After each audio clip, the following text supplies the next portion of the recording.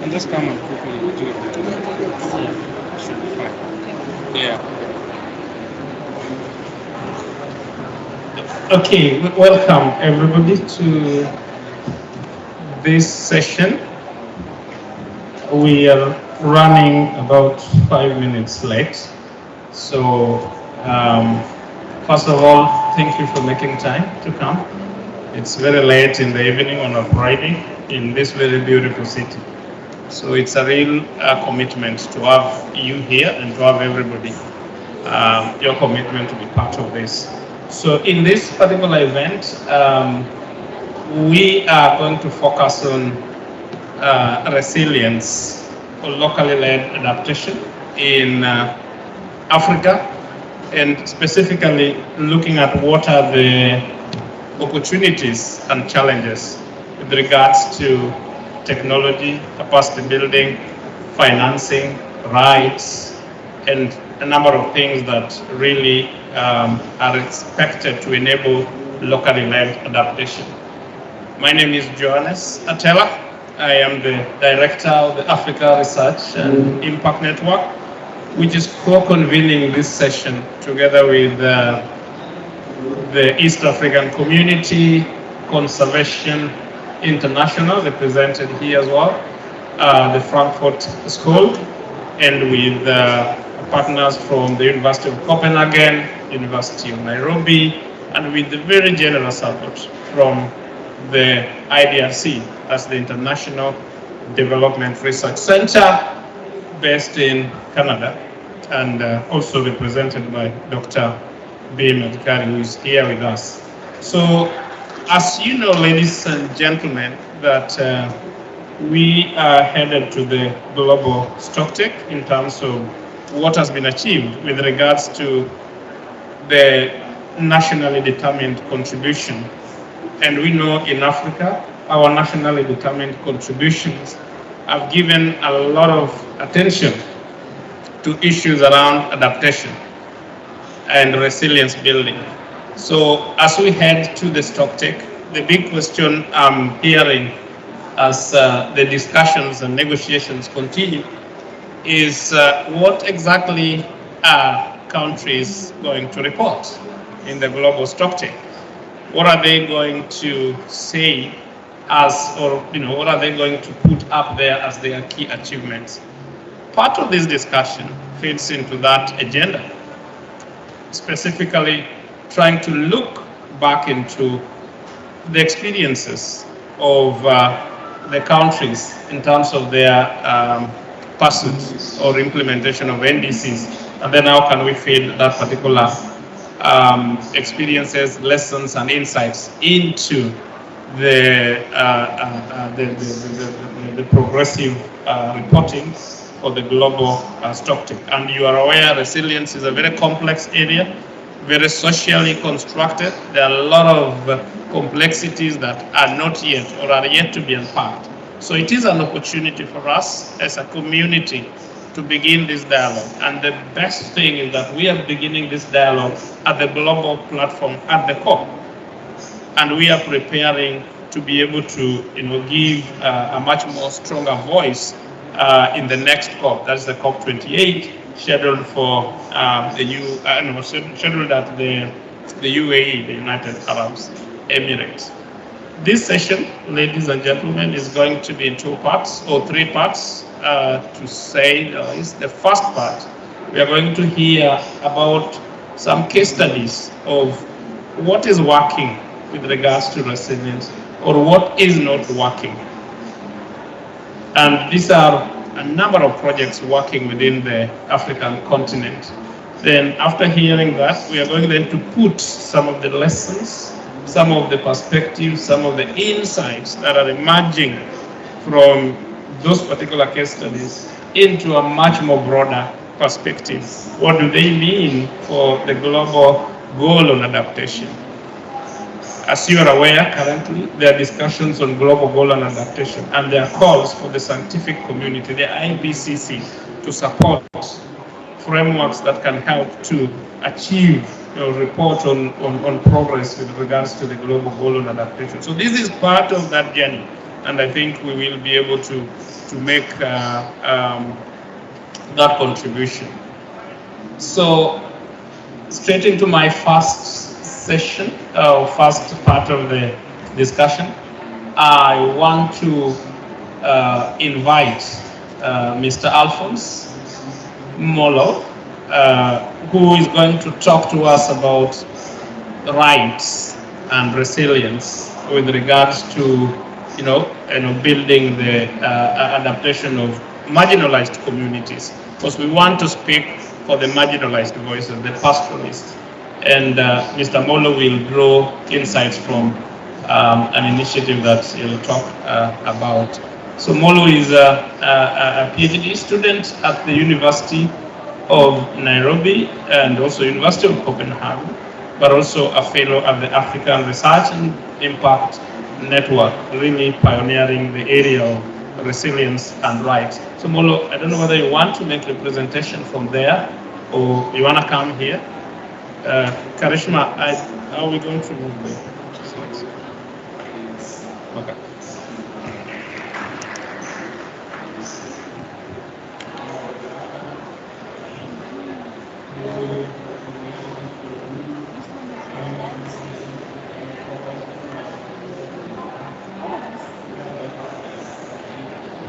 Thank you very much, Yannis, for the great introduction. So before I make the presentation, I want to say at Rights and Resilience, I'm not alone. I'm here with one of my professors, Professor Ibn Nathan, and she can just say a word, then I go on. Please, just say hi. Thank you. So, Rights and Resilience, the RARE, we call it RARE project. It's about equating adaptation and adaptation to land rights. And in the team, we are 4 PhD fellows. We are also working with different institutes as presented in the slide here. So we have Roskilde University, we have the Danish International Center, we have ARIN, we have the University of Nairobi, and University of Copenhagen. And for more, there's a website that we can follow. So what then do we mean when we say giving rights the prominent? So giving attention to the role of changing land rights in adaptation. We know very well that when talking adaptation, then we have to understand how important land access is crucial to adaptation strategy, especially for the pastoral communities and for indigenous community. But also we understand that as people adapt, there are different ways in which the adaptation just don't happen in a vacuum. There's a changing land tenure system and also changing ways of accessing land, either through negotiation or through payment for access to rangeland. So there's a lot that happens. And this then calls for the whole idea about having laws or policies and strategies to support this access. So one of it is the Kenya Climate, there is the land law that was developed in 2016, the Community Land Act. And what we unearthed is as land access is changing, the more you try to even develop laws, then at times it leads to something else. The effect might not be the same. So the Community Land Act was developed, but it led again to more people subdividing. So that complexity we must appreciate. And there's also the issue of how do we then engage in conflict resolution between pastoralists and farmers, or among the fellow pastoralists, because of these changes that are happening. So that should also be noted. And in short, we are saying that then there's the need to address the diversity of these pastoral adaptation strategies, where for pastoral adaptation, we often you cannot address them with a one-size-fits-all kind of solution. You have to look at the complexity in terms of access tenure system. You have to look at the complexity in terms of the gender intersectionality and other issues, and also the changing system in terms of urban expansion in these areas. The other thing that we noted in this part of the project is pastoral adaptation strategies differ across time, across tenure, and across the social situation, where we take note of the social differentiation, wealth, and other issues here. A tenure system, we have the communal land, we have land in the conservancies, and all this leads to different forms of negotiating access or different strategies in terms of adaptation. Then the question then becomes how then best can we support adaptation under this different system, and how do we enable, how do we develop a framework of funding that is sensitive to ensure that there is we abide by the principles of locally led adaptation. So this is what we try to look at in terms of bringing in those different dimensions of land tenure and different ways in which the pastoralists try to negotiate access. So we have to support that and look more into ways in which these systems and the institution can be supported. So when we are building, so then the question then we look at is how do you build on pastoralist autonomous adaptation and knowledge? And one of the things that we are talking about is new ideas and new approaches can be helpful and necessary. But the overriding principle in locally led adaptation should take note of that we must build new systems, but we develop them and build on the local experience. And this is part of the local adaptation debate, bringing in the local experience into on the table and discussing them. That locally led adaptation must take cognizance of the fact that we need now to produce knowledge in a manner that is now co-production of innovation and of knowledge that is critical in terms of shaping adaptation debate. New knowledge is important, data is important, scientific engagements are important, but within these communities there's experiential learning, and there are institutions that are built over time that we have to bring onto the table when discussing the locally led adaptation schemes. And just to wrap it up then, so for this particular COP, then on the global goal adaptation, we have to say that by concluding, we have to give more attention to the role of changing land rights in these particular areas, among the pastoral community or among the indigenous communities.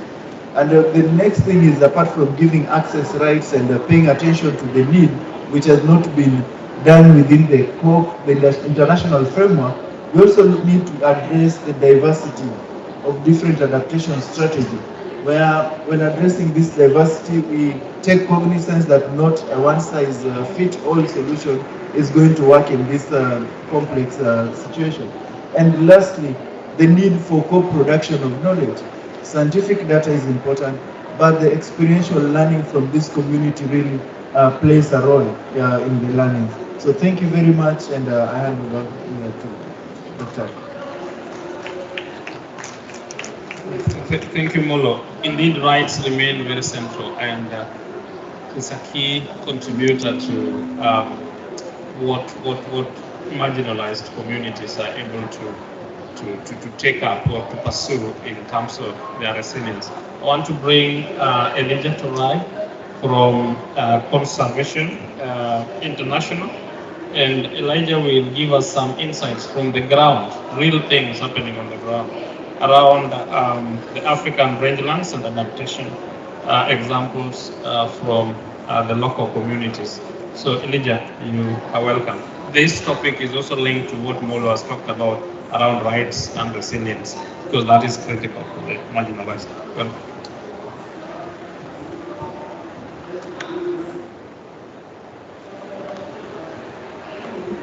this one, right?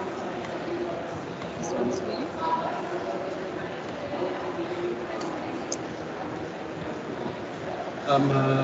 Good afternoon, good evening. Good evening. It's good to at least see the heads look up so that I can get to know that you're hearing me up well. So I like the background that Alphonse, you've set up for me here, especially with mentions of co-production and knowledge from the local communities. Is that okay? Make it better? Thank you. Wonderful. So what I'm going to do is, in a few minutes, I'm going to give you an experience of actual adaptation on a pastoralist level, And I'm going to give you this presentation with the support and background of my colleagues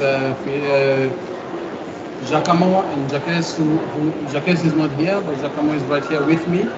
And this is based from a scientific research that we did publish out last year that overlapped NCA's opportunities with the degree of dependence of the communities on the NCS for their basic livelihoods, that is basic needs of energy, of provision for, say, cooking or food. And this somehow shaded Africa to have at least a 60 to 80% dependence of communities, interdependence to, oh, thank you for that feedback. Interdependence, should be my height, that's my problem here. Interdependence of communities on the natural resources and the NCS. And so what happens with then it being Africa is it points out three basic issues going forward: protection, management, and restoration.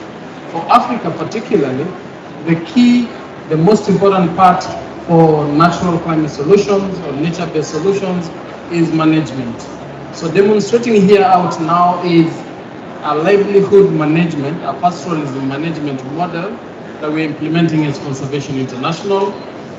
We started off in South Africa in the year 2017, and now it has pumped up to 7 countries. We have 3 more potentially to also join up the model, and it's a unique model that combines improving the livelihood, and let me give you a visual so that you can be able to appreciate it.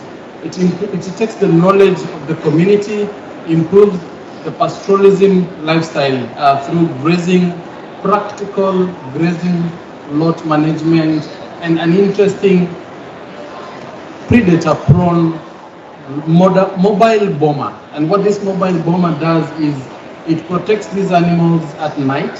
These are practical happenings. This is Mozambique.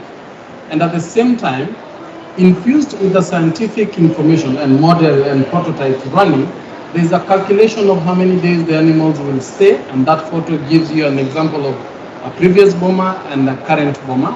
There's a calculation of how many days they should stay in one site, measurement of the amount of dung that is deposited, which then becomes the natural fertilizer, infused with even just the excitement of the community. And what this, I'll replay it again so that you can be able to take it on. There we go. And what this does is it has allowed us to refertilize the land. It has allowed the animals themselves to replant grass seeds and plant seeds and tree seedlings in an area, and at the same time allowed communities to see their knowledge of rangelands restoration now matching and overlapping with scientific knowledge. But just to echo the words that Alphonse mentioned earlier on, this is what we are doing practically. It's an integrated approach. We have the scientific calculation, but we don't just apply it on the ground blanketly. We do ask the community, what is pastoralism to you, and how does it match with rangelands management? And so we do this, and speaking right here with you, with the drought that has been ravaging Kenya for the last 3 to 4 years, the second point is very personal and very important.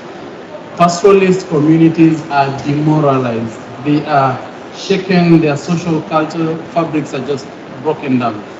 My herders, my personal herders have not been home for about 6 months. And we had to introduce a rotational model where I have to hire an extra one, so as to allow these ones to go back home for a few weeks and then come back and continue. And so this model where we are practically doing it has sort of revived and re-inspired the pastoral communities in the areas where we are. And the most important thing is we align it with their values. And so in communities where it is natural for a certain age set to be the one taking care of animals, we do then use that age set arrangement to form the herders. In some communities where people are too personal and want every clan to be represented in a herders team, we align to that. But most importantly as well is that we do the whole complete value chain. We don't just manage the rangelands. We do as well assure quality beef market access for this. And so we've seen in South Africa an 80% increase in the rate, in the average price of per head of cattle. Why? We work with private sector, align it so that there is demand and market match for the beef that then is considered high quality beef and is guaranteed to the market. And so in summary, that is how we do it to make sure that it's integrated, it's inspiring, and that it is aligned to the values of the communities. So this is an example, a practical of what Alphonse has just mentioned. Thank you, sir.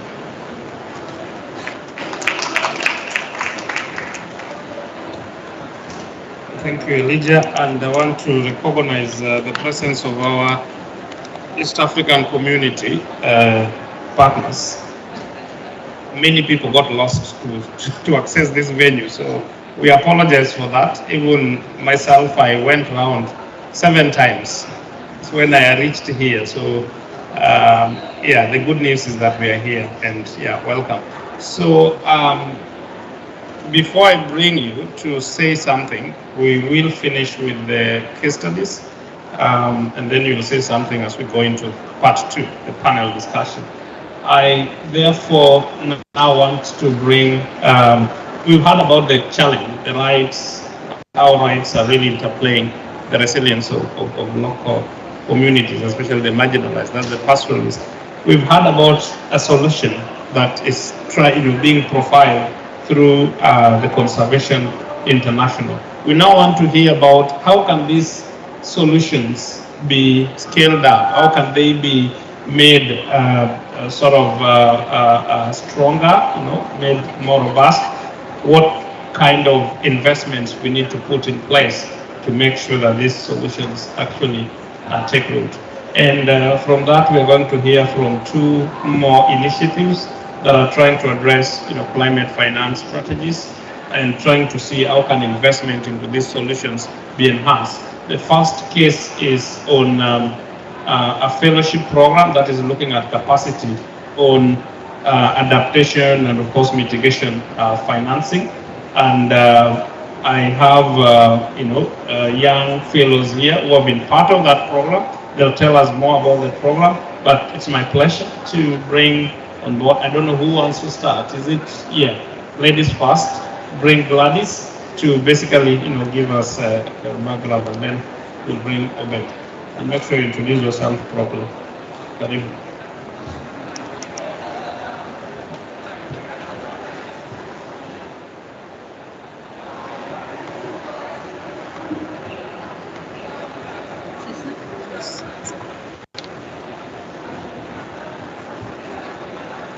Hello. Raise your hands with me if you know that Africa is part of one vulnerable region to climate change in the world. Raise again your hand if you know that we don't get enough money to face to this climate change. Thank you, everybody. You maybe know that in Africa, less than 10% of money available for climate change are carried by our continent. This morning there was someone for Adaptation Fund that said that they got 2 billion for one country in Africa and they cannot release this money because the country do not submit some bankable project. In South Africa, the majority of countries don't have a strategy to mobilize money they need to the action to face climate. And one of the main reasons of this lack of mobilization is that they lack skills. They don't have skills locally to elaborate some projects that can be eligible to the different funds that we actually have. At national and at regional level, the lack of strategies that are being implemented over the time to leverage these issues is to help to resolve this problem that Frankfurt School and ARIN, the African Research and Impact Network, put in place a fellowship. We call it the NDC Financing Fellowship. And in this fellowship, in the last 2 years, They trained over 50 people from almost 20 countries in Africa. They were coming from several backgrounds. We have political actors, we have institutional actors, we have some finance people, we have journalists, we have searchers, and together these people have been trained to understand and to know how to mobilize finance for climate action in their country. This training was made online, but also inside. And we gathered together, and we also discussed about the difficulty that these people were encountering in mobilized money for NDCs in their country. And actually, they continue. There are some people that are participating, contributing to research through case study that they are doing with the help of doctors that are monitoring us very well. And also, the fellowship helps each of people that were there to plan, to elaborate a strategy to help them to have a leadership in their country, so they could help the institution, they could help the political to foster and to enhance their capacity to build and to collect financing for the LDC for the climate action. I want now invite Obed to present you the lesson that we have learned for this fellowship and our recommendation to go even further in this process. Thank you.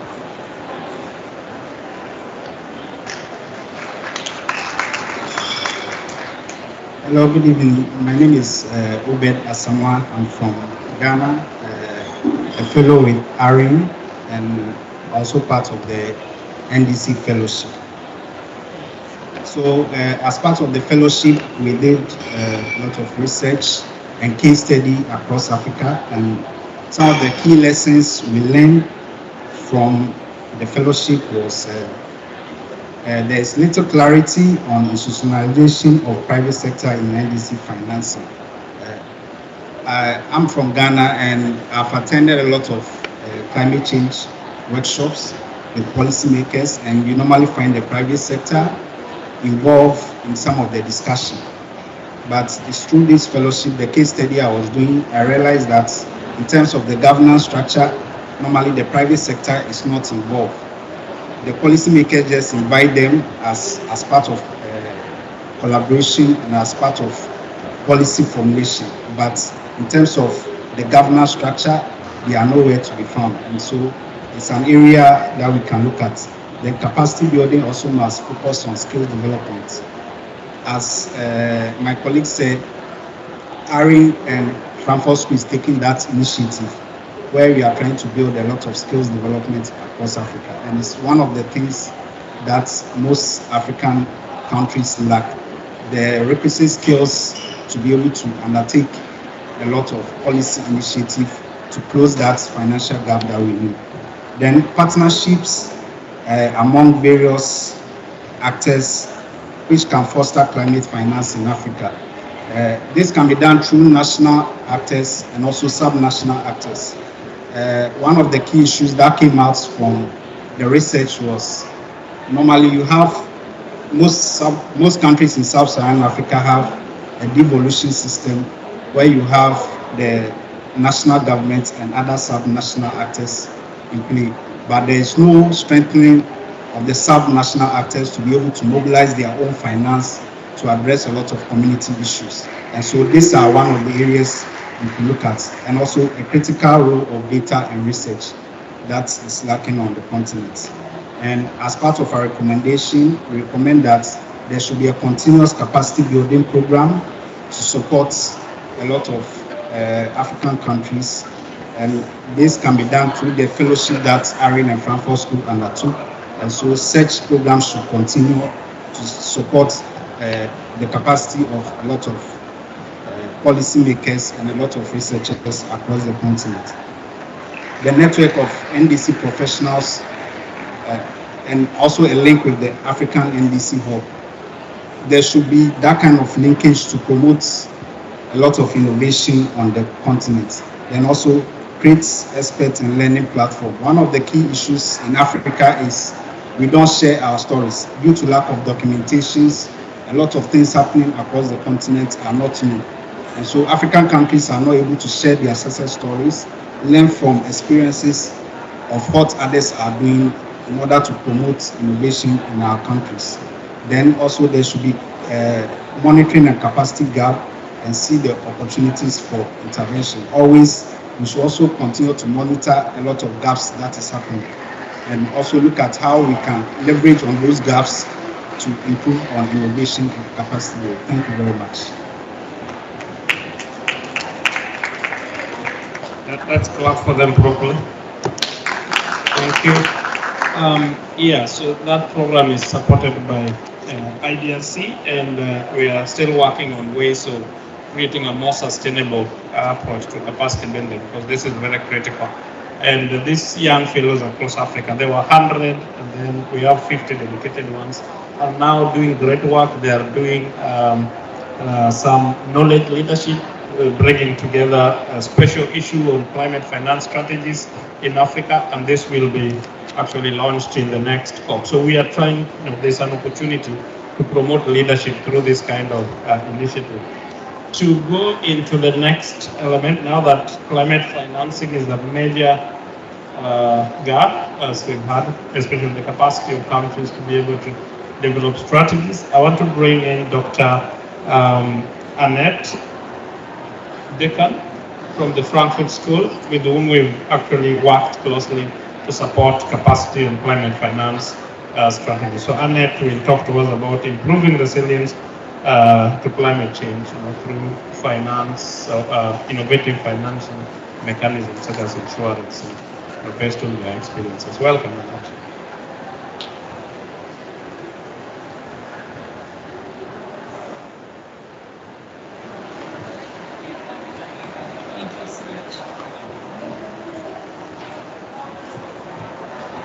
Thank you very much.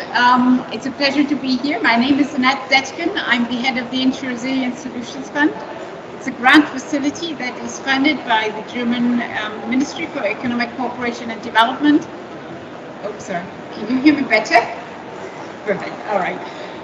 So we're a grant facility which is funded through the German Ministry for Economic Cooperation and Development, with the objective to foster climate risk finance and climate risk insurance in partner countries for poor and vulnerable people. And within this mandate, actually, we do have also, we support research and education. And I would like to share one example, an illustrative case study for you to better understand why we need research and capacity building in order to develop national adaptation strategies, but not only this.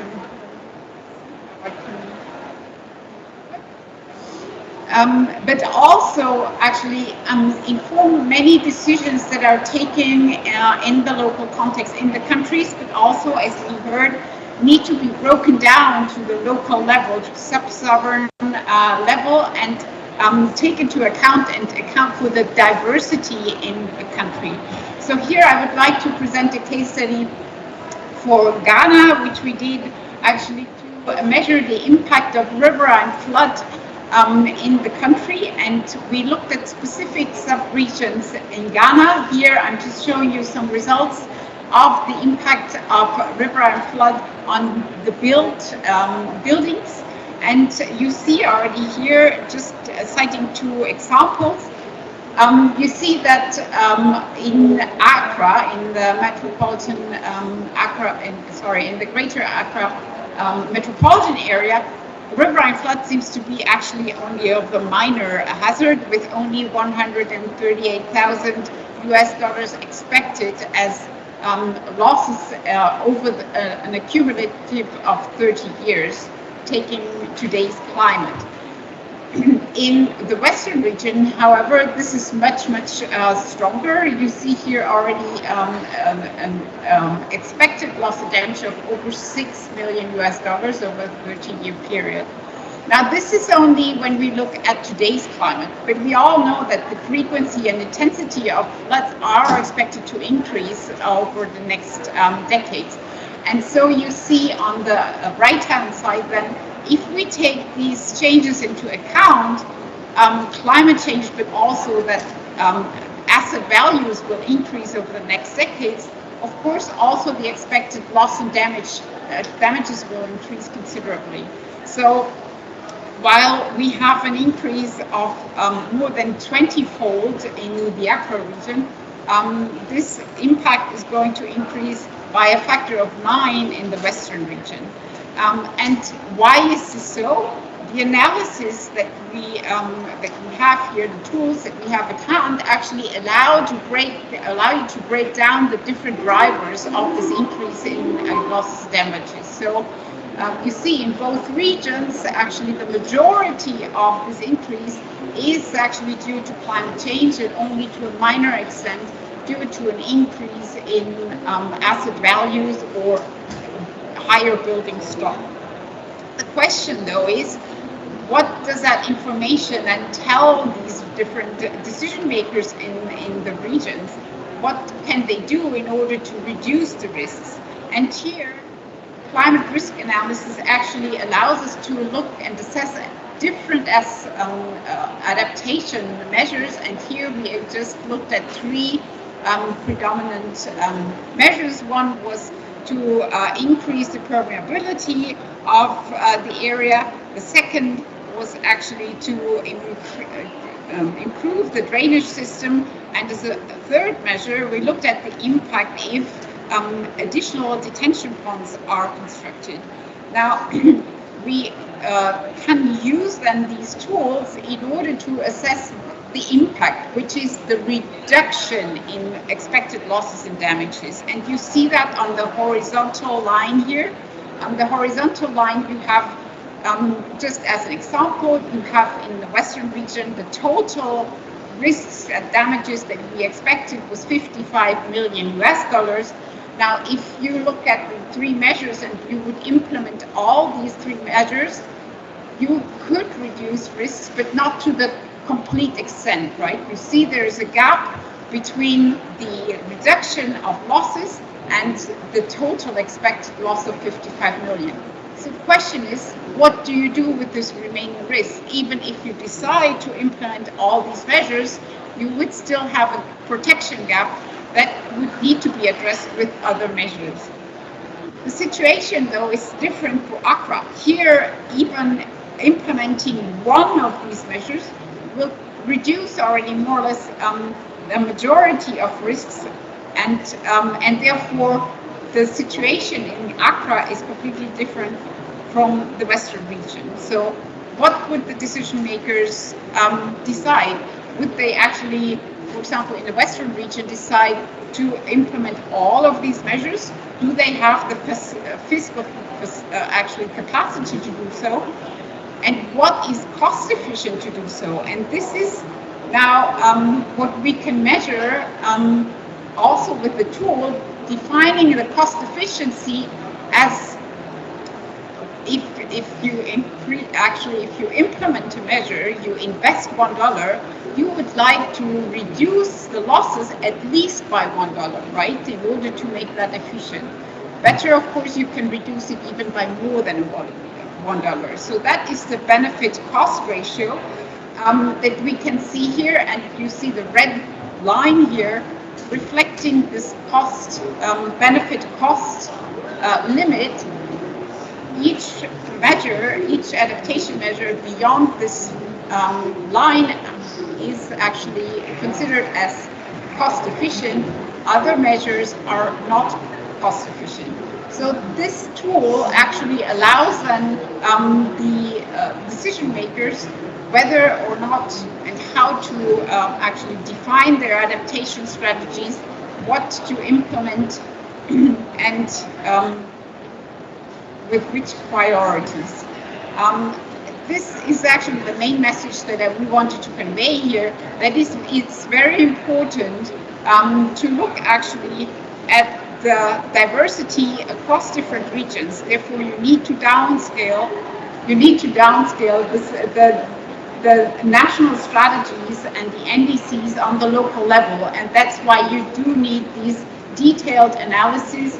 And this is actually dependent on the local expertise and the local data that is necessary in order to make these analyses.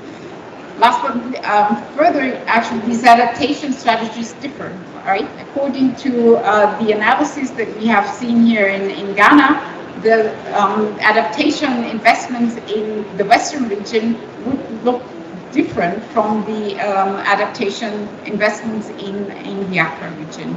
And last but not least, we also see that in some cases, even if you had all the financial capacities to implement these investments, you still hit hard limits of adaptation where you need other instruments like climate risk finance solutions or climate risk insurance.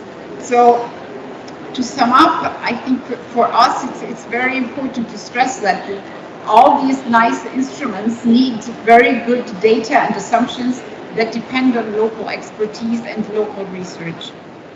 That's why the Insure Resilience Solutions Fund that I'm heading is actually supporting research and education in our partner countries. We contribute, therefore, to the Global Risk Modeling Alliance. That's an initiative that was launched at COP26 by the V20 Group and the Insurance Development Forum.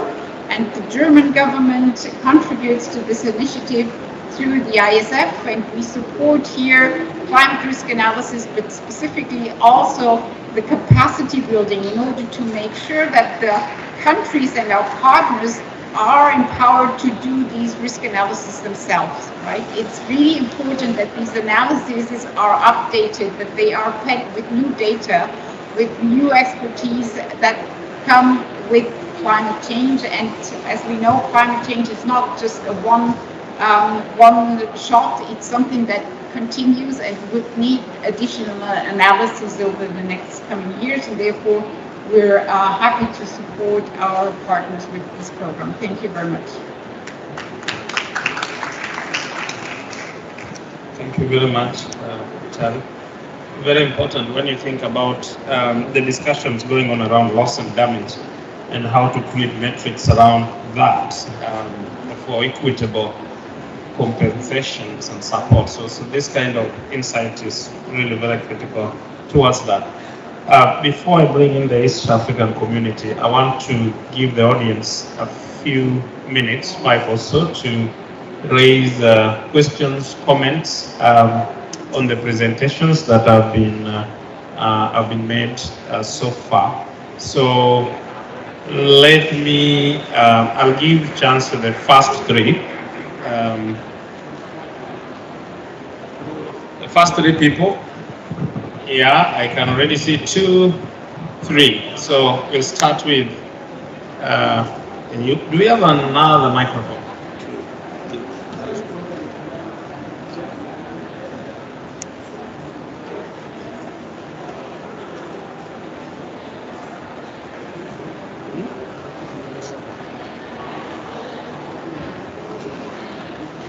Oh, you have a question? You. Who's that? All right, is it not working?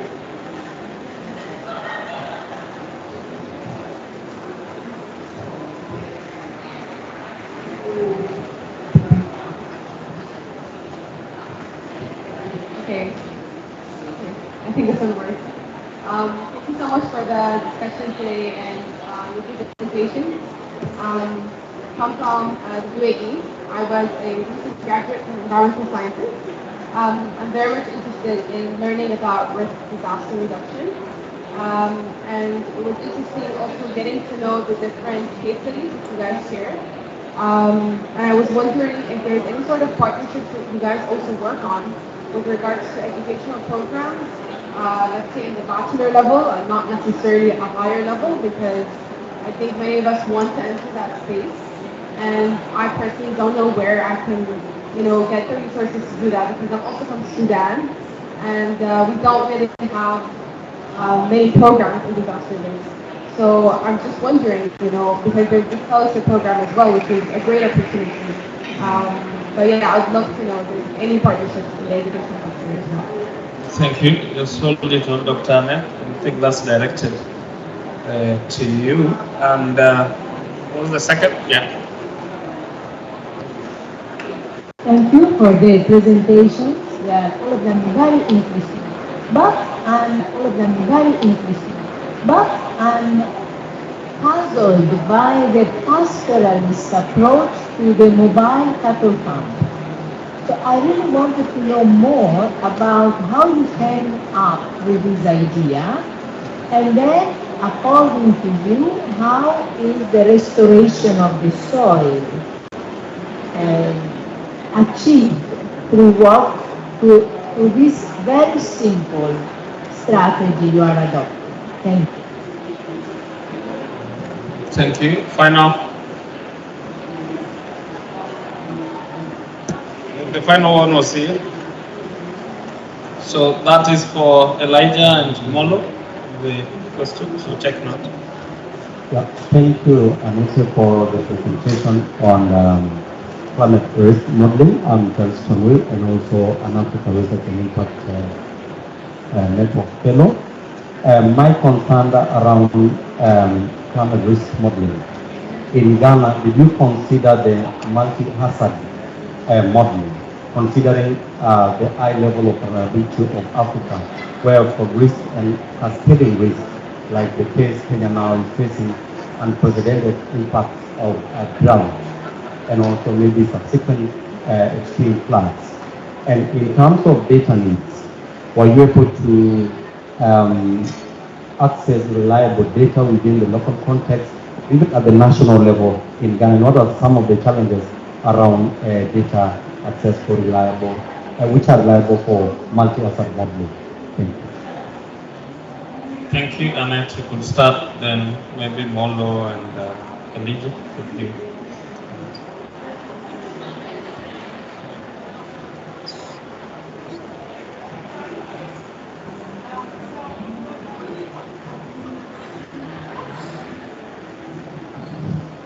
So, yeah, all right. Thank you very much for the question. So what I presented here was an illustrative study that we just did in order to showcase what kind of answers a climate risk analysis can actually provide. It was not an in-depth analysis because normally if you do that with the local stakeholders, this will take you a year, certainly. So in this case, we didn't do that. We just looked at river and flood in that. But I agree, if you want to have the whole picture, of course, you would do a multi-public analysis. But what we definitely do as a principle of our work is that we work with open source modeling platforms and open source data. Because we think it's very important that these analyses are transparent, that other stakeholders can also validate the results, so that you have, the community to share their experience and also their data. That is something which I think is very important, because we all know that these models are very sensitive to assumptions, and that should be transparent. So that is the principle how we're working. In this case, as that was just an illustrative example. And depending on, in our program, actually for the Global Risk Modeling Alliance, we offer these kind of the support to actually do a climate risk analysis in a joint and a co-creation process, so that we do that together with the partners, and it depends on the needs, right? It's really something that, depending on the countries, you have different methods, but I agree that in Ghana, of course, also other methods are very relevant. Thank you very much. So the question on pastoralist approach to mobile grazing camps. So traditionally, pastoralists have been doing this mobile grazing, like among the Samburu pastoralists, they call them lale, where they meet, they set a grazing route, and then they zone. So the period when you don't graze in the forest, especially when it's raining, and then among the pastoralists, there are those traditional institutions that govern grazing. The role of elders, for instance, where they give direction on how to graze and where to graze. And also there's the practice of zoning among from the traditional side. But if I look at it from the aspect of co-production, then we bring in the scientific principle of rangeland management. And I think that is what I'll hand over to Elijah, because there's that hybrid where you're bringing what was happening traditionally and the modern scientific principles. So Elijah, you can take it from there with the co-production.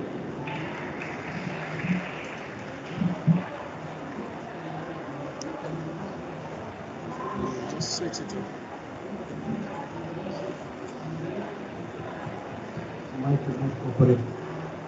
I think Alphonse for that. Let me add, let me reiterate that the mobile bomber and the rotational grazing is traditional knowledge, and science simply complements that and confirms that, which is a very important aspect. Several things we then tweak using the science model is, one, the number of days that the cattle stay in one spot, and then monitoring out the timing of staying in a certain spot, so that then we can know what type of grass seeds have been replanted by the cattle.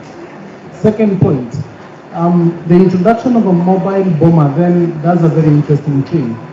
When we do grazing zones, we still move from grazing zone A back to the bomber where we are staying. But then this mobile bomber does is take the overnight spending of the animals closer to that.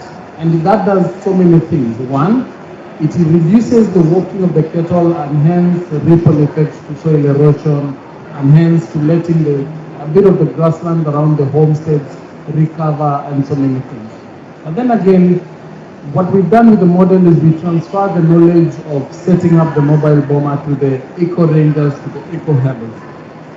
So they set up the bomber, they repair the fences, they are able to size the diameter, angling of it depending on how it sits, and all that. Our last point is a very important one, is the fact that by using the same canvas, tent kind of material to make the bomber, move it around, calculate that in terms of how many trees will have been cut down to make a fence around a bomber for cattle. And typically, practically, a fence around a bomber for cattle, for you to feel safe at night, will need to be about 1.5 meters to 2 meters high. And that needs to be replenished, repaired after X number of days. And this model simply works around that. Thank you. Thank you very much. I think that captures the questions well. I want to bring this session to an end and usher in the next session. So I want to thank our case study presenters for the insights and giving us things from the ground. Let's give them a good clap. Thank you very much. As we prepare to usher in our panel discussion, I want to bring in Engineer Leonidas from the East African community to reflect a bit about the policy priorities for the East African communities, given that we are having some of these interesting examples and, of course, best practices from even outside Africa, and how is the East African community positioning itself to be able to see all these interesting practices and case studies that are happening for its own collective agenda. Leonidas, and I know you have a question, so when you come to start to speak, you can also put up that question. You're welcome.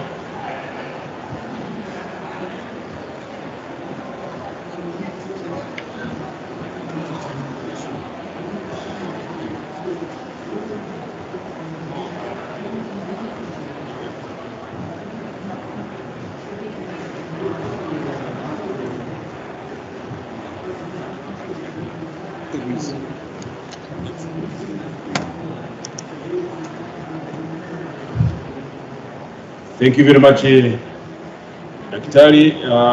Maybe because we had to provide the startup of the meeting before we started. I think Director, you can start here. I will follow. Jean, you can.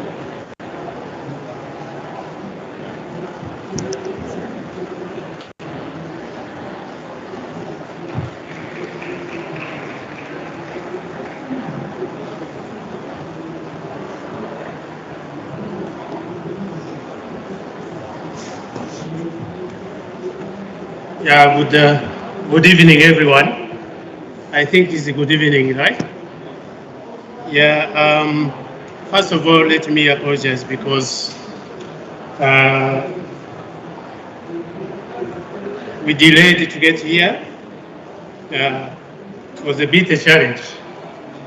Second, we missed the very first presentations. But they were good and fruitful. Actually, the neighbors in this audience have told us they were very good. And I followed the one of the young people.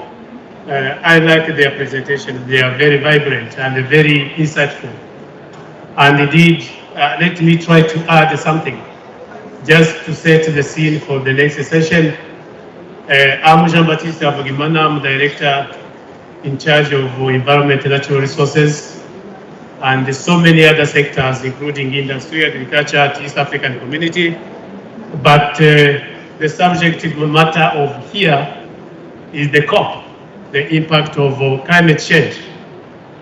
What is it that ESC is doing that can share with the people here in the audience? I think we have done a lot.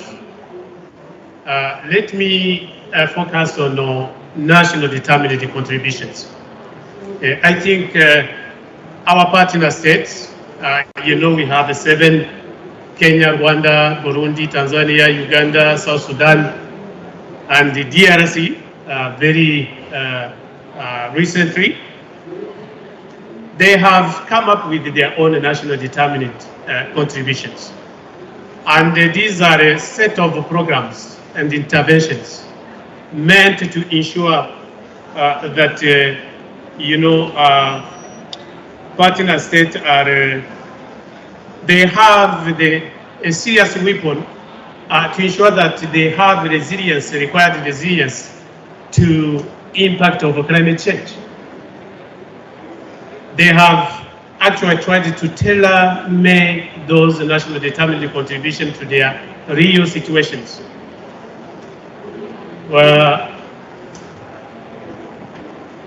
For example, Rwanda and the URT, United Republic of Tanzania, those are countries actually which are far above the other countries in terms of, coming up or in terms of implementing NDCs, and they have now actually reached, I think for Rwanda, the 3rd generation of NDCs. I think Tanzania is also in the 2nd generation. By reviewing them, making sure they have those interventions which respond to the needs of their own situations, not the needs of anyone else, customizing to the real situations in those countries. Allow me to say that in that process, there is something needed. A lot of things are needed, but I will summarize them to 3 and quickly: capacity building in policy and research to ensure that people, they know how to do evidence-based policy and research. And this calls for a larger program in capacity building to ensure that those people that will be involved in the implementation of the NDCs, they are well skilled and they know what they are doing, and they know exactly what they want to achieve with those, and they know how much resources will they need. Because if you have to plan, if you have to mainstream the NDCs in your national planning in terms of climate change, then you have to know exactly how much do you need to ensure that we implement them. Second, to reduce vulnerability to climate change. And this one can only be done through promoting innovative, tangible, impact-bearing, and sustainable livelihood interventions. Because it's not anything. No, we have to choose and prioritize. Of course, priorities are many, but you have to prioritize among the priorities to ensure that you rank them. Which one to start with? You cannot start with everything. You achieve one, you move to the second, because we don't want unfinished, so that next time when we are talking, we say, we have done this, but we couldn't because of lack of resources. Why did you go to the other one before you achieved the first one? So those are the things that we are actually prioritizing. Third, implementation of NDC to ensure that countries achieve expected tangible outcomes in line with the Paris Agreement. So this is something that requires, of course, a lot of financing, intensive capacity building, like I said, and also, in addition, technology transfer. Technology transfer, know-how transfer, and also benchmarking to where they manage to do things and they have success stories. Why not benchmarking and coming replicate and just pick those things that we think they are very relevant to our real situations. Let me move quickly so that I allow the speakers, the panelists to come in. For us to achieve resilience, once again, and in a winding up, we have come up with NDCs and a set of interventions with tangible impact-bearing actions, which should allow us to achieve quick wins. Time is not on our side. Time is of the essence, and we have wasted a lot of time, and there is no more room for talking. We need to walk the talk. This is actually the message coming out of this COP. Let us walk the talk. Time is not on our side, and we cannot allow ourselves to waste more time again. So the NDCs have stressed the need to use locally led adaptation as a way of building resilience. LAA, those are locally led adaptation actions, and based on real situations in our partner states.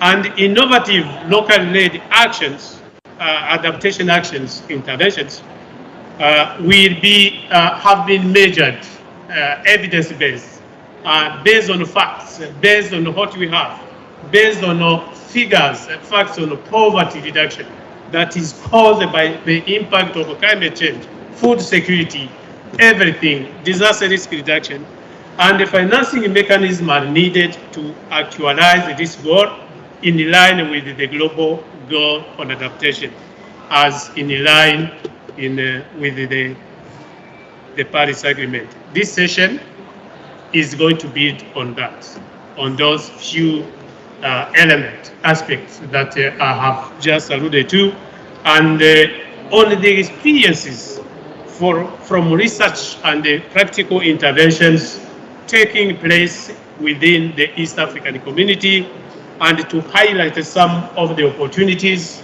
that we have there, the challenges that we are facing that would even hinder the implementation of the NDCs that we have come up with. Though some of the challenges, we already know them for sure, and for achieving innovative locally led adaptation actions. The East African community is one of the hard-hit regions by the impacts of climate change. I thank you.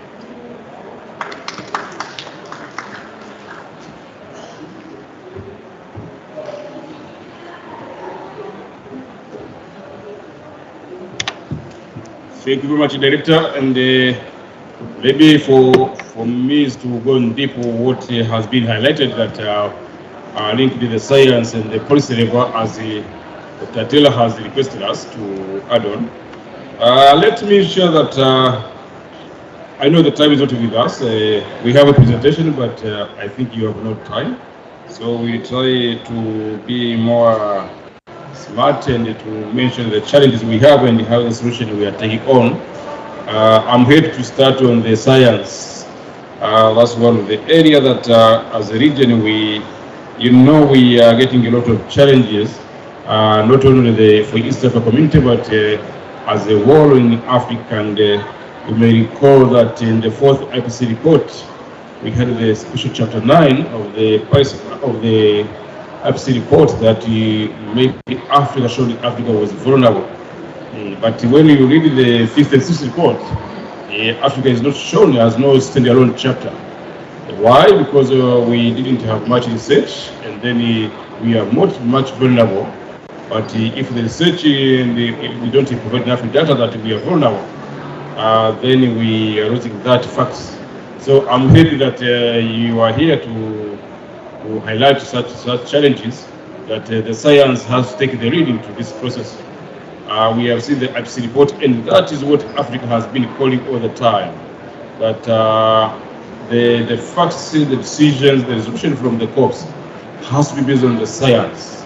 The science has to come to pass. Now you have the universities here, the Frankfurt and the Research Center for Africa, and everybody.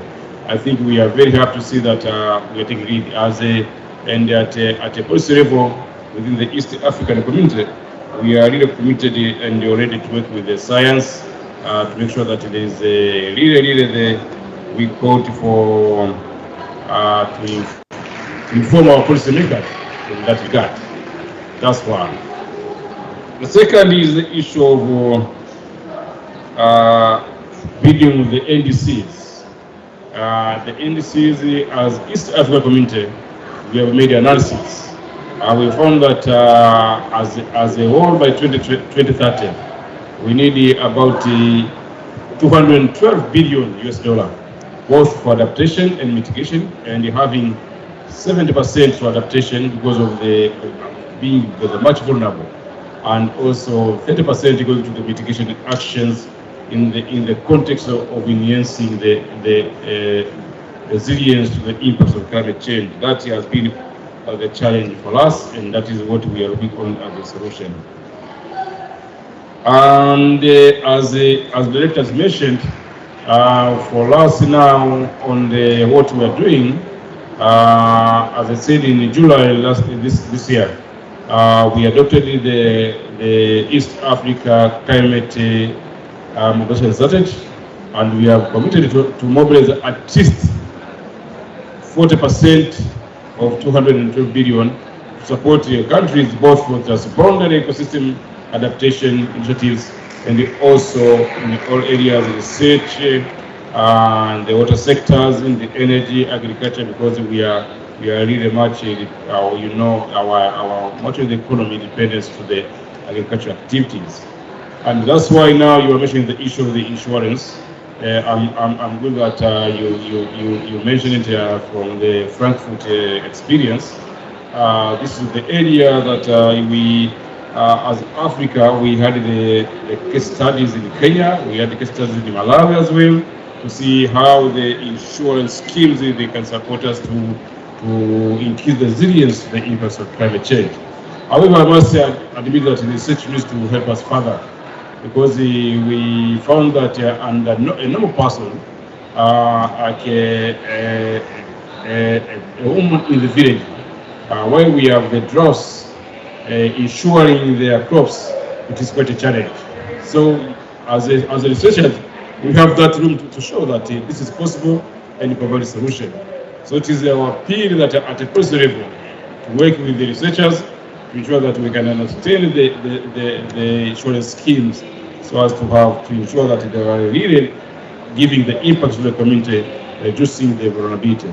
That has been very key for us, and really you must keep on this one and say how to move forward. The third issue that for us at the policy level we are taking very serious is the issue of loss and damage. We have had a lot of discussions on loss and damage. We are implementing the Warsaw International Mechanism that was adopted in Warsaw, and but we still have a lot of concerns. That first of all, the understanding is that loss and damage is beyond adaptation. That is what we believe for. because when we have the impacts which we have the damages to the infrastructure system, that one you cannot adapt. You have to. This is already damaged. You have to find the solution. We tried to push for for compensation, but the discussions has not been so successful. So we think that this is the area that, as for us, and we have included in a special discussion on the loss and damage into our policy, climate change policy, and we have also the climate change master plan, the 2011 to 2031, and we say that there's a way that we not go beyond for adaptation. So we have to take all the measures to ensure that at least we address the challenges we are getting from the losses and the damages. We are happy that from within the East Africa community, there are cases and activities and actions that are happening.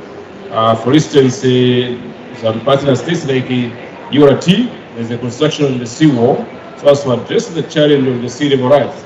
And we know that now the sea level has raised more than 20 centimeters in totality, and that gives us a lot as researchers now to see how we can go to have the understanding, the impact to the communities. When we are saying that there should be the compensation, there should be the insurances, those are the areas that we need to put more effort. That is also the tension of the community to ensure that we are moving forward. But we must also admit that as well, as the director has mentioned, we found that the low awareness with the communities on the impacts of climate change. That's very, very key. Of course, we are working with the civil society, we are working with the academic institutions to spread the messages based on the science. And you see now the temperature within the region is now beyond the 3, you see, and that is now giving us a lot of attention that we will have more, will be more vulnerable, and when much of it, I see that your time is not on your side, but we wish to share more, but that's where we are. And as the director has mentioned, we are really open to working with the partners to ensure that we are addressing the challenges we are mentioning. I thank you very much, and that's what I thought that I can add to the director.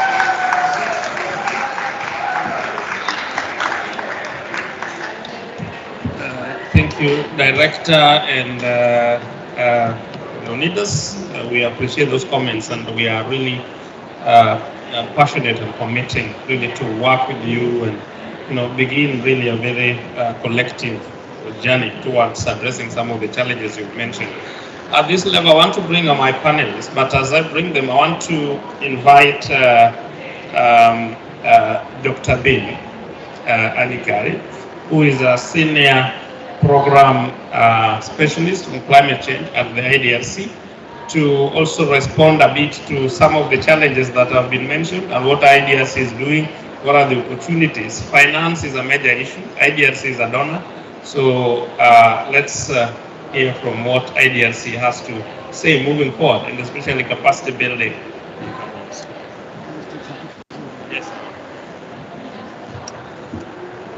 Thank you, Johannes, and I'm really pleased to be here, and particularly, seeing all our young fellows trained by Frankfurt School and the fellow program. So I'm really great. I met you because I was trying to come to Frankfurt for last 2.5 years. That didn't happen. I'm really, really glad to see you here, presenting, and discussing. That's what the IDRC wants, and we are very delighted about that. So everything has been said. I don't think that I need to talk much about the NDC financing, but I still would like to make 4 or 5 bullet points. I'll be very quick. So where do we see the gaps, going forward about the NDC implementation? So my first point would be, obviously finance. The need of financing is really daunting. If you look at last night I was reading at the NDC of Rwanda, and they were saying that for adaptation, they need for mitigation of 5.7 billion by 2030, and for adaptation 5.3 billion. So only one country, Rwanda, I think we're talking about $11 billion by 2030. So Whether or not, this is a reliable kind of estimate, that's a different debate. But I think what I'm saying here is that the financing gap is really, really big. So that's my first point. And second, if you look at the NDC of the least developing country, what the NDCs are about adaptation. Even this morning, I was looking at the NDC of Nepal, 70% commitment are pretty much linked to adaptation and resilience. So that means, if we cannot deliver that finance, there is no way that, many of these, commitment in the NDC will be able to kind of deliver. That's the my finance side. So we need both private and public finance. And second, on the, there are some risks as well. I mean, we have to be very careful about the transition risk. If you look at the NDC, we have a lot of issue on the coal phasing out or coal phasing down, and there are a lot of like jobs kind of issue. If we going about coal mining, for example, there are hundreds of thousands of people are working in coal mining. So what I'm saying that I think there are those risks as well. How we go about reskilling these people, and how we go about having them decent job. So these are also pretty much political economy of the side of the NDC, particularly how we go about addressing social protection, social injustice, all those kind of things. So that's second point on the more like a political economy of the NDC implementation and how we go about it. And my third point will be more on the country level coordination as well. The last many weeks we have been talking to Minister of Finance, and many of these people don't know what NDC is about. So I think simply at the country level, NDC is owned mostly by the Ministry of Environment and Climate Change. So we'll have the kind of coordination that we need, to implement this bigger and ambitious agenda. So I think in the country level coordination, and speaking to Minister of Finance, Ministry of Economic Development, I think unless we are able to do that, and then even within the country level, I think we will not have enough kind of support to go around NDC. So that's more like a country level coordination. And obviously enabling policy environment, because how we connect with the different sectors, different ministries, so that's also very crucial. And my fourth point on the, one of our colleagues already mentioned, I think on the fellow, if you look at the NDC, they're just planned. There are no bankable ideas right now. We don't have a pipeline of, if somebody wants to, come and invest in the NDC of the country, what are these projects? We don't know. So we really need a good pipeline of the bankable projects or good investment ideas. If private sector comes and want to invest, we have to be very ready. So I think that's where I see also some of the gaps there as well. And obviously capacity, big issue. That's why we are here. All our new fellows, were trained by Frankfurt School. I think we have a great hope that that this kind of model can go forward, and donors and other institutions will be able to fund more this kind of training and capacity building activity. That's there's a huge capacity issue there as well. And perhaps my final point on the more like we have to work very hard at the very economic wide kind of intervention. At a very, very macro level, how we really think about implementing NDC. Without this coordination, something I mentioned earlier, it has to be two. One is like a more economic-wide type of activities, where we will be addressing, all the climate change issue at a very macro level, very policy level. And we also have to look at the more sectoral kind of intervention as well. Because, all sectors are not equally important. If we want to look at which sector has the most potential, in terms of, carbon reduction, I think we have to have that priority as well. And for that, we really need the capacity, how you go about it. And there are some countries, like Peru, for example, they are doing the costing of their NDC, and they are looking at all those priorities as well. Okay, which are the top 5 priorities for the countries to take forward. Otherwise, it's a very messy kind of environment, and we won't be able to deliver whatever we plan to deliver. And also, looking at this financing need, like $11 billion for Rwanda. So do we have a capacity to spend $11 billion within a matter of 5-6 years? So that's also kind of debate I think we really need to have, and how we really go about building that kind of capacity. So $11 billion is almost like a GDP of that country, perhaps. I haven't been able to recall. So I think, these are the very kind of daunting kind of challenge, Although it sounds very macro, but I think it's a very, pretty much implementation type issue as well. Is unless we address that, and how we deliver that, even $100 million. Even for IDRC, we have like $1 million project in many countries, and our partners, they haven't been able to actually utilize, that money within the time frame, that given time frame. So it's very tiny. I'm talking about $1 million. So if you're talking about $1 billion, do we have that capacity? We can ask for that money for sure. Yeah, we have to advocate for that. But at the same time, I think we should have that plan how we really go about, building that kind of capacity, so that we can build that kind of environment there. And finally, in terms of opportunity, it's the same. Like once you have challenge, I can go back to the challenges are pretty much related. Like there's a lot of awareness about the capacity. A lot of donors are working, how we can build this capacity, and there's people I know about the financing needs. Last 3-4 days, we are talking about loss and damage finance. So at least there's some progress is being made. Loss and damage has been already part of the negotiation. And just 3 days back, New Zealand put like $20 million. Although it's very symbolic money, because there's nothing compared to what we were asking for. So I think there's at least some traction going on. So I think this kind of opportunity for us. And also you have like if you look at the G7, Germany's G7 proposal on the risks against, what is this? G7 proposal on the seal against climate risks. So they're also putting some money there. And obviously we have a Scottish government contribution. So I think it's kind of building there. So I think how we really go about, and also, I heard today somebody was tweeting and you were saying that, no, if we talk about loss and damage, we're not going to get anywhere because we are really compromising, financing need for mitigation and adaptation, which is not true. I mean, what we are saying that we still need to adapt, we still need to mitigate, but at the same time, whatever damage has been already done, from the climate justice kind of standpoint, I think we really need to have, separate financing mechanism for that as well. So anyway, these are just my quick thought on this, and I'm particularly, I'm really glad that IDRC being able to for this particular capacity building initiative, and hopefully we can continue and other donors can join us as well. Thanks so much once more time, and I'm really glad. I'm looking forward to meet with our fellows after this session. Thank you. Thank you, Bim. We do hope that moving forward, we have the EAC here, the government, we have the researchers in the room, that we can really discuss, and you can really give money or target your money to the needs that you've also had here. So really looking forward to having that discussion moving forward. We are going into the final session. We have very limited time. So I want to call our panelists who are really basically going to try and reflect on some of the issues that have been, from the case studies to the regional EAC to the donor response.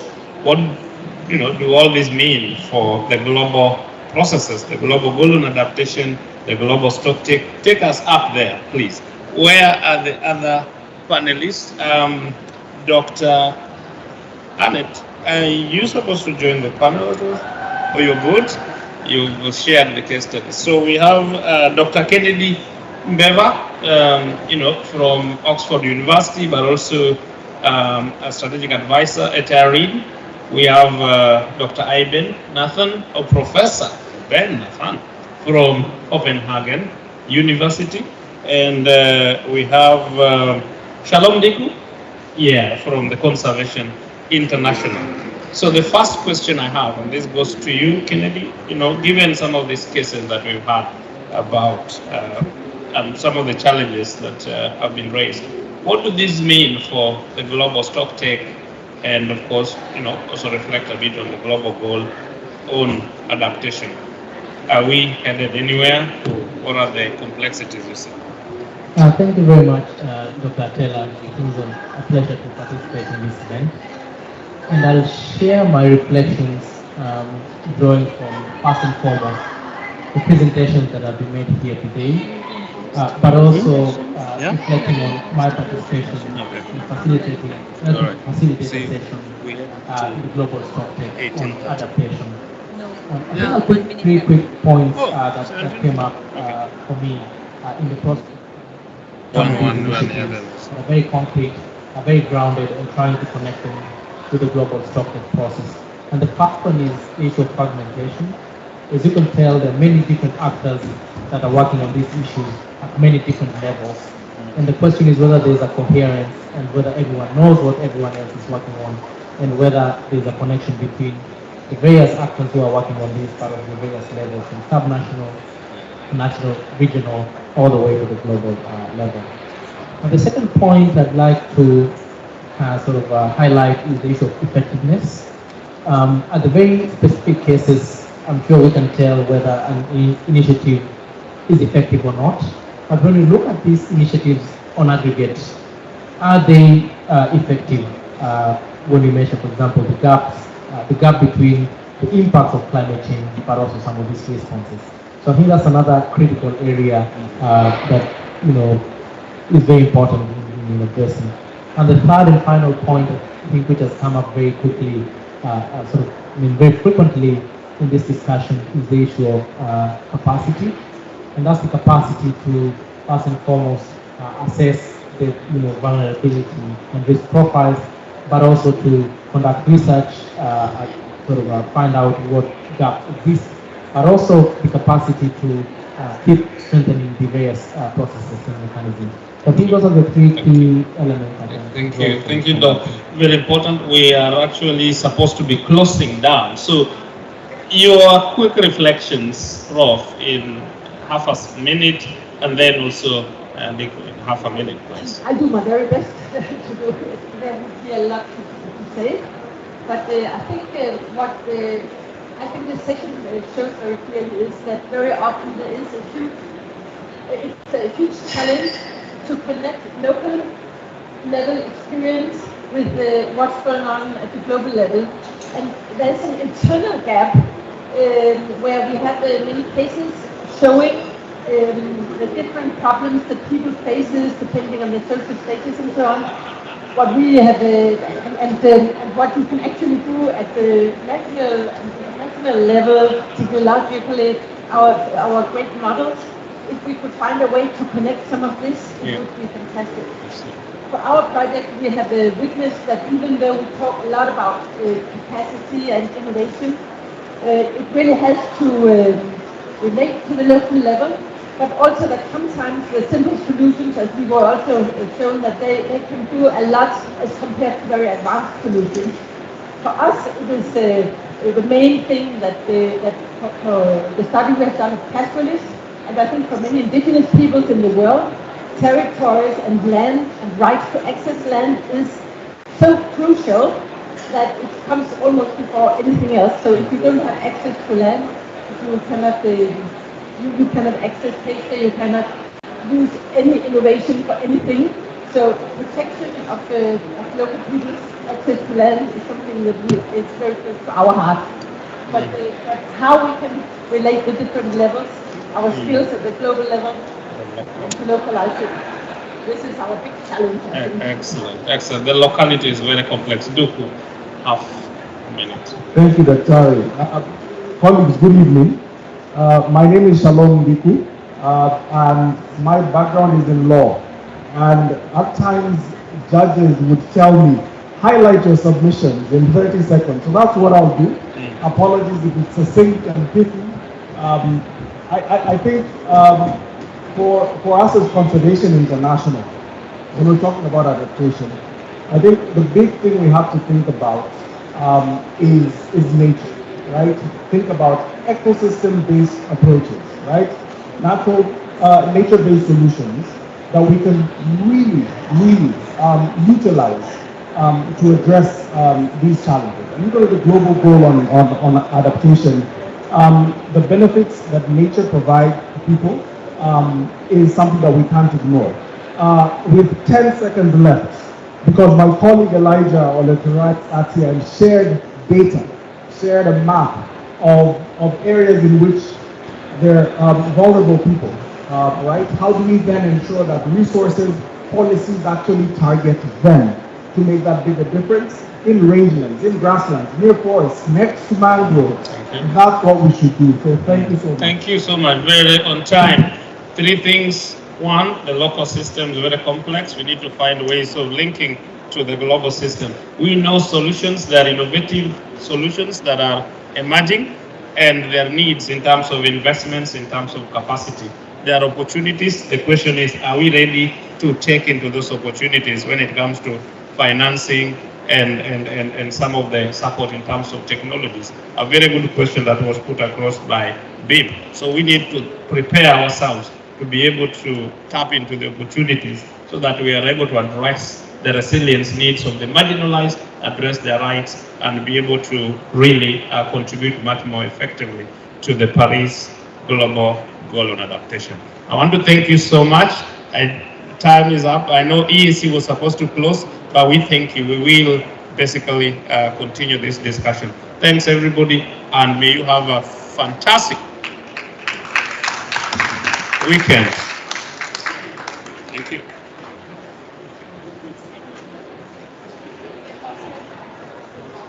Okay, let me say.